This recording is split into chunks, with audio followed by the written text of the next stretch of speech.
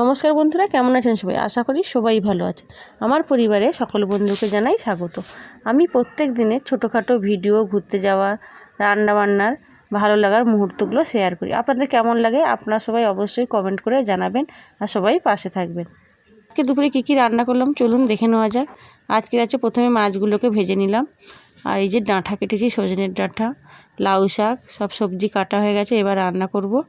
আজকে করেছিলাম সজনে ডাঁটা, আলু আর ওই মাছ দিয়ে ঝোল, একদম সিম্পলভাবে, আর লাউ শাক আলুর পোস্ত। খেতে কিন্তু আমার খুব ভালো লাগে লাউ শাকের পোস্তটা। আর এই ঝোল আমার হয়ে গেছে, ভাতও হয়ে গেছে।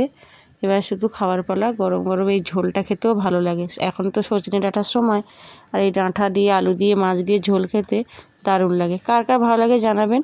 আর আজকে দুপুরে আরেকটা মেনু ছিল, সেটা হলো কুলের চাটনি। আজকে রান্না হয়েছিল কুলের চাটনি, লাউ শাক পোস্ত আর মাছের ঝোল। পুরো ভিডিওটা কেমন লাগলো সবাই জানাবেন। সবাই ভালো থাকবেন, সুস্থ থাকবেন আর পাশে থাকবেন সব সময়ের জন্য। অনেক ধন্যবাদ সবাইকে।